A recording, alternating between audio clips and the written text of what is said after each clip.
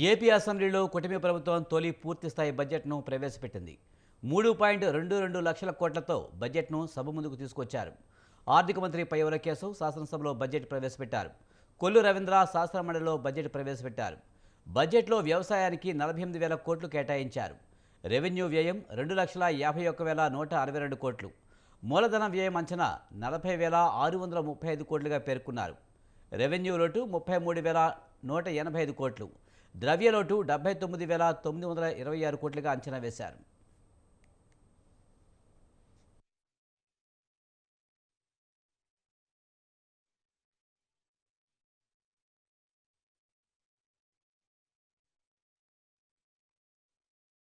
Polavaram project ప్రస్తుత మరియు భావితరాల ప్రజలకు జీవితాలను మెరుగుపరుస్తుందని, అలాగే రాయలసీమ ప్రాంతం మరియు ఉత్తర కోస్తా జిల్లాల భవిష్యత్తును మారుస్తుందని మా ప్రభుత్వం బలంగా విశ్వసిస్తోంది. భవిష్యత్తును తీర్చిదిద్ది వ్యవసాయాన్ని పరిరక్షించి మన రాష్ట్రాన్ని నీటి భద్రత గల కరువు రహిత రాష్ట్రంగా మార్చే శక్తి ఈ ప్రాజెక్టుకు ఉంది. మా ప్రభుత్వం ఈ ప్రాజెక్టు మొదటి దశకు గాను కేంద్ర ప్రభుత్వం నుండి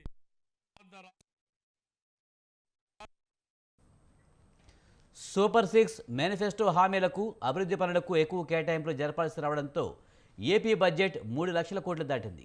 ఈ ఆర్థిక సంవత్సర బడ్జెట్లో సంక్షేమ రంగానికి ప్రాధాన్యత కల్పించారు. సూపర్ 6 సహా మేనిఫెస్టోలో హామీల అమలుకు 2025-26 బడ్జెట్లో పెద్దపీట వేశారు. అన్నదాత సుఖీభావ కింద ప్రతి రైతుకు 20,000 ఇచ్చేలా కేటాయింపులు చేశారు. తల్లికి వందనం పథకం కింద కుటుంబంలో చదువుకునే ప్రతి విద్యార్థికి 15,000 ఇవ్వనున్నారు. ప్రభుత్వ ప్రైవేటు స్కూళ్లలో చదివే విద్యార్థులకు తల్లికి వందనం వర్తించనుంది.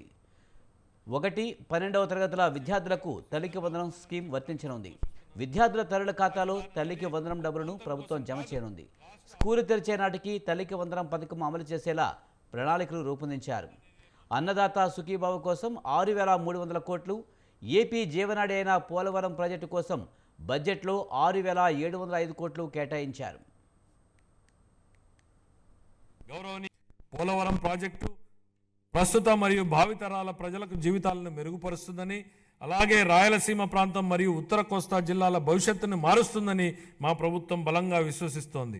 భవిష్యత్తును తీర్చిదిద్ది వ్యవసాయాన్ని పరిరక్షించి మన రాష్ట్రాన్ని నీటి భద్రత గల కరువు రహిత రాష్ట్రంగా మార్చే శక్తి ఈ ప్రాజెక్టుకు ఉంది. మా ప్రభుత్వం ఈ ప్రాజెక్టు మొదటి దశకు గాను కేంద్ర ప్రభుత్వం నుండి 12,157 కోట్ల రూపాయలను పొందగలిగింది. ఇప్పటికి 73% పురోగతిని సాధించిన ఈ ప్రాజెక్టు 2027 నాటికి పూర్తి కానుంది. గోదావరి జలాలు ఏటా 2,000 టీఎంసీల నీరు సముద్ర పాలవుతున్న పరిస్థితి ఓవైపు, నీరు లేక ఎడారిగా మారుతున్న రాయలసీమ ప్రాంతం మరోవైపు. వృధాగవుతున్న నీటిని సద్వినియోగం చేసుకుంటూ ఆంధ్రప్రదేశ్ను కరువు రహిత రాష్ట్రంగా మారుస్తూ రైతుల జీవితాలలో వెలుగు నింపే దిశగా బృహత్తరమైన పోలవరం బనకచెర్ల నదుల అనుసంధాన ప్రాజెక్టును మన గౌరవ ముఖ్యమంత్రి గారు శ్రీకారం చుట్టారు. దీనికోసం ప్రణాళికలు రూపొందించే ప్రక్రియ ప్రారంభమైంది. ఈ బృహత్తరమైన ప్రాజెక్టుకు అవసరమయ్యే 1,000 కోట్ల రూపాయలను సమకూర్చుకోవడానికి ఉన్న అన్ని అవకాశాలను గౌరవ ముఖ్యమంత్రి గారు అన్వేషిస్తున్నారు. దీనిలో భాగంగా గోదావరి నది నుండి 2,000 టీఎంసీల వరద నీటిని మళ్లించడం ద్వారా ఈ ప్రాజెక్టు సాకారం కావాలని, చంద్రబాబు గారి కలలు నిజమవ్వాలని మనం అందరం కోరుకుందాం. రాష్ట్ర విభజన కారణంగా రాజధానిని కోల్పోయిన ఏపీకి అమరావతిని ప్రజా రాజధానిగా చేసుకున్నామన్నారు. ప్రజల ఆకాంక్షలకు అనుగుణంగా అమరావతి పనులు పెద్ద ఎత్తున చేపడతామని చెప్పారు. మహారాష్ట్రకు ముంబై, తెలంగాణకు హైదరాబాద్ ఎంత ముఖ్యమో మనకు అమరావతి అంతే ముఖ్యమన్నారు. ప్రధాని మోదీ సహకారంతో ముంబై, హైదరాబాద్ నగరాలకు సరితూగేలా అమరావతిని అభివృద్ధి చేస్తామని పయ్యావుల వెల్లడించారు. సంబద్ధ రాష్ట్ర విభజన కారణంగా రాజధానిని కోల్పోయిన మన రాష్ట్రానికి అమరావతిని ప్రజా రాజధానిగా ఏర్పాటు చేసుకున్నాం. దీనికి ఆనాడు ఆమోదం తెలిపి అధికారంలోనికి రాగానే మాట మార్చారు. మాట మార్చడమే కాకుండా అమరావతి విధ్వంసానికి నడం బిగించారు. నాటి ప్రభుత్వ అరాచక విధానాలపై అమరావతి రైతులు పోరుబాటును ఎంచుకోవడం, తమని తాను కాపాడుకుంటూ ఈ రాష్ట్ర రాజధానిని కూడా కాపాడుకునేలా అమరావతి రైతులు చేసిన పోరాటాన్ని ఈ సందర్భంగా గుర్తు చేస్తున్నా అధ్యక్ష. తిరిగి రాష్ట్ర ప్రజల ఆకాంక్షలకు అనుగుణంగా రాజధాని పనులను పెద్ద ఎత్తున చేపట్టేందుకు సిద్ధంగా ఉన్నామని చెప్పడానికి సంతోషిస్తున్నాను అధ్యక్ష. రాజధాని అనేది ఓ ప్రాంతం కోసం కాదు, రాష్ట్ర అభివృద్ధి కోసం దోహదం చేసే గ్రోత్ ఇంజన్గా అమరావతిని తీర్చిదిద్దాలనేదే మా ప్రభుత్వ లక్ష్యం. మహారాష్ట్ర అభివృద్ధికి ముంబై ఎంత కీలకమో, తెలంగాణ అభివృద్ధికి హైదరాబాద్ ఎంత ముఖ్యమో, మన రాష్ట్ర ఆర్థిక వ్యవస్థను ముందుకు తీసుకెళ్లడానికి అమరావతి నిర్మాణం కూడా అంతే అవసరం.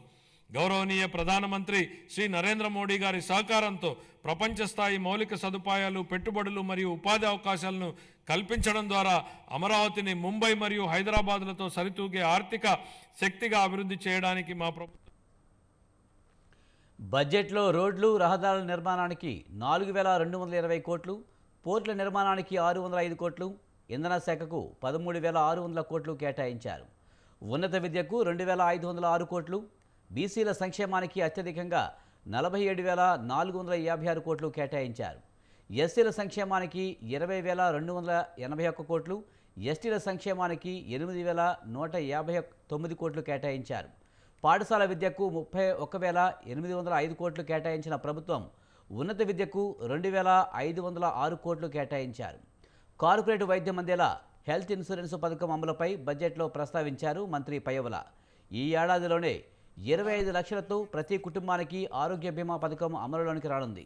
ఎన్టీఆర్ వైద్య సేవను కొనసాగిస్తూనే ఆరోగ్య బీమా పథకం అమలు చేయనున్నట్లు బడ్జెట్లో మంత్రి వెల్లడించారు.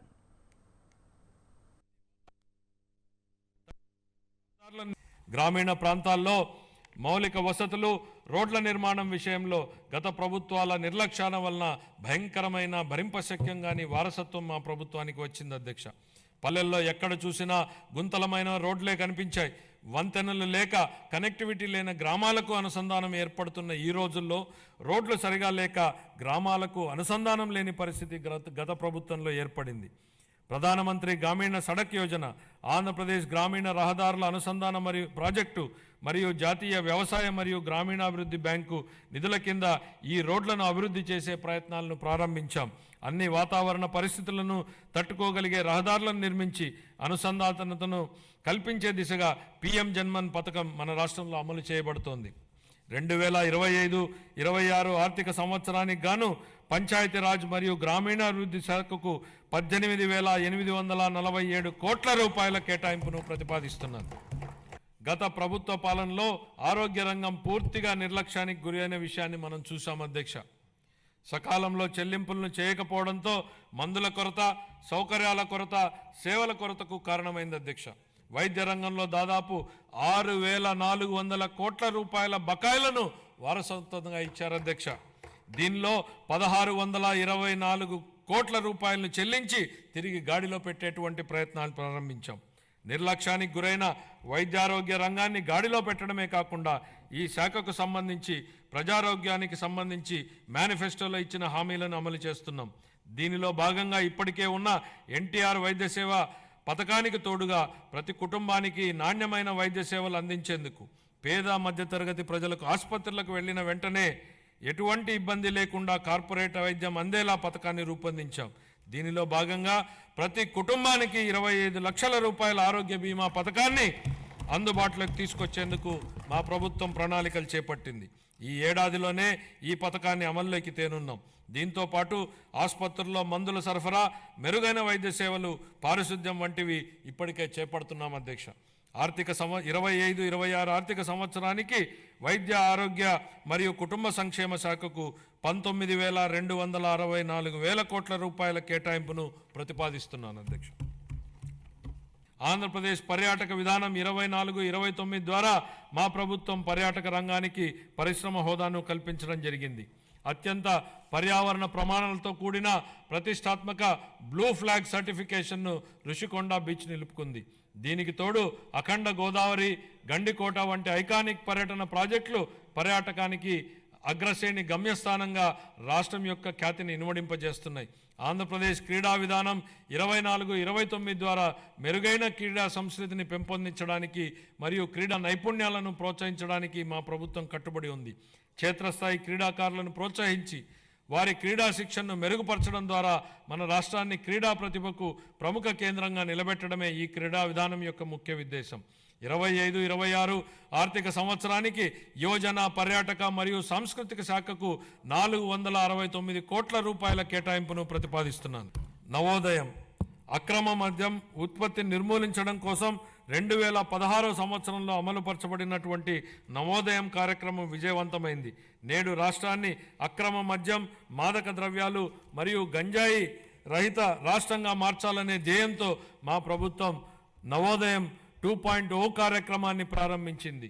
ఆల్కహాల్ డీ అడిక్షన్ కోసం పనిచేస్తున్న ప్రసిద్ధ సంస్థలతో కలిసి మా ప్రభుత్వం వ్యసనాల బారి నుండి ప్రజలను, ముఖ్యంగా యువతను రక్షించడానికి అవగాహన కార్యక్రమాలను విస్తృతంగా చేపట్టనుంది. ఈ కార్యక్రమానికి 10 కోట్ల రూపాయల కేటాయింపును ప్రతిపాదిస్తుంది. అప్పు తీసుకునే శక్తి లేని ఏకైక రాష్ట్రంగా ఏపీ మిగిలిందని ఆర్థిక మంత్రి పయ్యవుల కేశవ్ అన్నారు. రాష్ట్ర రుణ సామర్థ్యం 0కు చేరుకుందని ఆవేదన వ్యక్తం చేశారు. కూటమి అధికారంలోనికి వచ్చాక 74 పథకాలను ప్రారంభించామని చెప్పారు. గత వైసీపీ ప్రభుత్వంలో రాష్ట్ర ఆర్థిక పరిస్థితి దారుణంగా తయారైందన్నారు. వైసీపీ పాలనలో ఆర్థిక అరాచకం జరిగిందని చెప్పారు. విపక్ష నేతలను అరెస్టు చేస్తూ భయానక వాతావరణాన్ని సృష్టించారని మంత్రి పయ్యవుల అన్నారు. గత ప్రభుత్వంలో అంతటా నిర్లక్ష్యం, విధ్వంసం జరిగిందన్నారు. ఎన్నికల్లో ప్రజలు ఏకపక్ష తీర్పును వెలువరించారని చెప్పారు. తమ ప్రభుత్వం ఏర్పడిన తర్వాత ఎన్నో సవాళ్లు ఎదురయ్యాయని చెప్పారు. ఆ సవాళ్లను సీఎం చంద్రబాబు సమర్థవంతంగా ఎదుర్కొని అభివృద్ధి దిశగా ముందుకు సాగుతున్నారని చెప్పారు. నుంచి అనేక పరిశ్రమలు తరిమివేయబడడంతో వ్యాపార వర్గాల్లో భయాందోళనలు నెలకొన్నాయి. స్కూళ్లలో డ్రాప్అవుట్స్ గురించి మనం వింటూ ఉంటాం అధ్యక్ష. కానీ గత ప్రభుత్వంలో స్కూళ్లలో విద్యార్థులు డ్రాప్అవుట్ సహజంగానే పెరిగాయి. ఇవే కాకుండా పరిశ్రమలు డ్రాప్అవుట్ అయ్యాయి. రాష్ట్రం నుంచి ఉద్యోగాలు డ్రాప్అవుట్ అయ్యాయి. పేదలకు ఉపాధి డ్రాప్అవుట్ అయింది. ఇన్ని రంగాలలో డ్రాప్అవుట్లు కావడానికి మూలకారమైన గత ప్రభుత్వ పాలకులు ఇప్పుడు ఓటమి భయంతో సభకు రాకుండా అసెంబ్లీ నుంచి కూడా డ్రాప్అవుట్ అయ్యారు. వాళ్ళు ప్రజా జీవితం నుంచి శాశ్వతంగా డ్రాప్ అయ్యే రోజులు అతి త్వరలోనే ఉన్నాయి అధ్యక్ష. రాష్ట్రం నుంచి అనేక పరిశ్రమలు తరిమివేయబడడంతో వ్యాపార వర్గాల్లో భయాందోళనలు నెలకొన్నాయి. స్కూళ్లలో డ్రాప్అవుట్స్ గురించి మనం వింటూ ఉంటాం అధ్యక్ష. కానీ గత ప్రభుత్వంలో స్కూళ్లలో విద్యార్థులు డ్రాప్అవుట్ సహజంగానే పెరిగాయి. ఇవే కాకుండా పరిశ్రమలు డ్రాప్అవుట్ అయ్యాయి. రాష్ట్రం నుంచి ఉద్యోగాలు డ్రాప్అవుట్ అయ్యాయి. పేదలకు ఉపాధి డ్రాప్అవుట్ అయింది. ఇన్ని రంగాలలో డ్రాప్అవుట్లు కావడానికి మూలకారమైన గత ప్రభుత్వ పాలకులు ఇప్పుడు ఓటమి భయంతో సభకు రాకుండా అసెంబ్లీ నుంచి కూడా డ్రాప్అవుట్ అయ్యారు. వాళ్ళు ప్రజా జీవితం నుంచి శాశ్వతంగా డ్రాప్ అయ్యే రోజులు